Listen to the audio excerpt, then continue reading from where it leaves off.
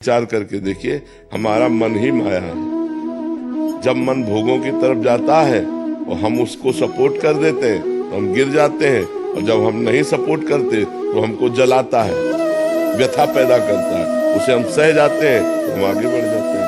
उस व्यथा को सहना है जब मन को हम ना बोलते हैं और वो हमें जलाता है।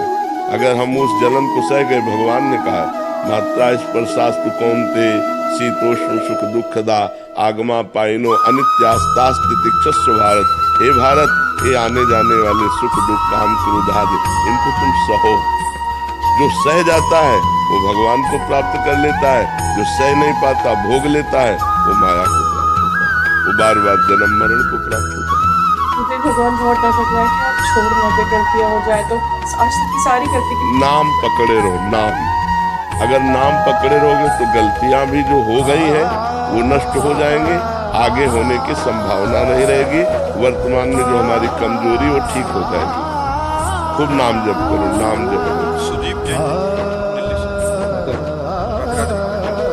जी, इस संसार में व्यक्ति द्वारा प्राप्त की जाने वाली अधिकांश सफलता आत्म परीक्षण का नतीजा है, न कि केवल योग्यता या चरित्र का। महाराज जी, क्या ये बात परमेश्वर के राज्य में भी सत्य है?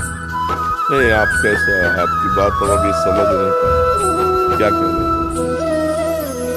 इस संसार में आगे बढ़ने के लिए जरूरी रहता है कि अपने प्रयास है, और जो उसको हम प्रोजेक्ट करता है तो पता चले कि हम ये प्रयास कर रहे हैं। नहीं तो सबको सफलता मिल जाती है, नहीं तो उसमें भी पीछे लगा हुआ प्रारब्ध है। अगर आपका प्रारब्ध सही हुआ तो थोड़ी सी भी प्रयत्नशीलता आपको बहुत ऊंचाई पे पहुंचा देगी। अगर आपका प्रारब्ध बुरा है तो बहुत बड़ा प्रयत्न करने पर हाथ में छूटेगी, तो असफलता ही हाथ में।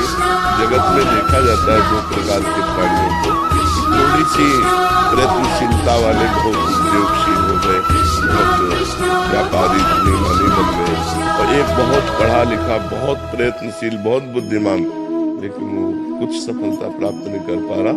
उसके पीछे उसका प्रारब्ध होता है, उसके पाप फल और उसके पुण्य फल। पाप फल है तो उसको गिरा देगा, पुण्य फल है उसे उठा देगा। तो प्रारब्ध को हम अगर रोकने की क्षमता रखते हैं तो हम परिणाम को सुधार कर सकते हैं, अन्यथा